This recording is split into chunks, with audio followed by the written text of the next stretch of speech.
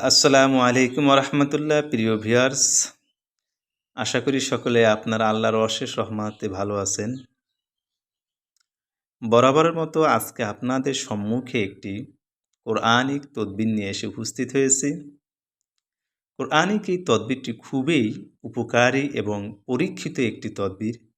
আর এই তদবিরটি এমন একটি রোগের জন্য প্রয়োগ করা হয়, ব্যবহার করা হয়, যা বিশ্বের অধিকাংশ মানুষেরই এই রোগটিতে আক্রান্ত।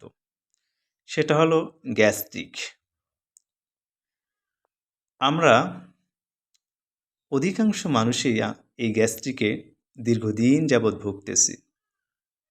আমরা অনেকেই আছে দীর্ঘদিন যাবৎ মেডিসিন, ঔষধ আমরা ব্যবহার করতেছি। আর আপনারা সকলে অবগত যে গ্যাস্ট্রিকের ঔষধ যদি দীর্ঘদিন পানাহার করা হয়, তাহলে পাকস্থলীতে ক্যান্সারের কোষ বৃদ্ধি পায়।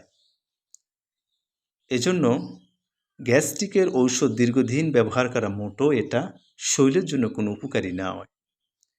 এটাতে পাকস্থলীর শক্তিও অনেক কমিয়ে দেয়। এজন্য আসুন আমরা সকলেই যারা দীর্ঘদিন যাবৎ গ্যাস্ট্রিকে ভুগতেছি, আমরা কোরআনিক এই তদবিরটি অন্তত একবার হলো ব্যবহার করে দেখি। আমার বিশ্বাস এটা একটি পরীক্ষিত তদবির, হাজারো বার এটা পরীক্ষিত তদবির। আপনারা অন্তত একবার হলো একটু প্রয়োগ করে দেখবেন, অবশ্যই গ্যাস্ট্রিক থেকে অবশ্যই মুক্তি পাবেন। প্রিয় ভিউয়ার্স, কোরআনিক সেই তদবিরটি এবার আমরা জেনে নিই। কোন আয়াতটি পড়লে, কোন সূরাটি পড়লে আমরা গ্যাস্ট্রিক থেকে মুক্তি পাব। প্রিয় ভিউয়ার্স, কোরআনের 114টি সূরার মধ্যে একটি সূরা আছে, সেটা হলো সূরা গাশিয়া। এই সূরাটি 1 থেকে 7 নং আয়াত পর্যন্ত, বেশি না, 3 বার পাঠ করে তারপর পানিতে দম করে সেই পানিটি আপনি খালি পেটে, মানে খাবারের পূর্বে খালি পেটে আপনারা পানিটা খেয়ে নেবেন।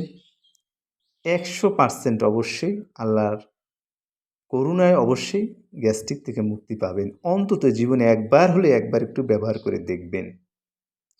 প্রিয় ভিউয়ার্স, এই যে আপনার স্ক্রিনে দেখতে পাচ্ছেন সূরা গাশিয়া, আমি একবার তেলাওয়াত করছি।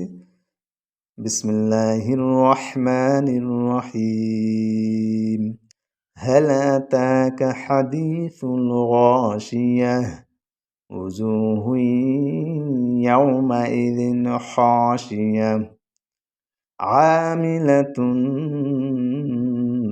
নাসিবাহ তাসলা নারান হামিয়াহ তুসকা মিন আইনিন আনিয়াহ লাইসা লাহুম তুআমুন ইল্লা মিন দরিব লা ইউসমিন ওয়া লা ইউগনি ইল্লা মিন জু।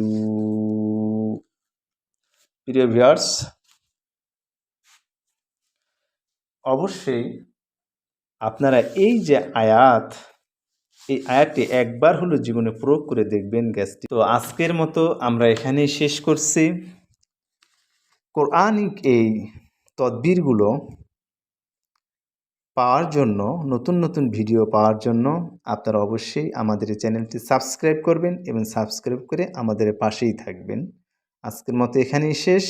আসসালামু আলাইকুম ওয়া রাহমাতুল্লাহ।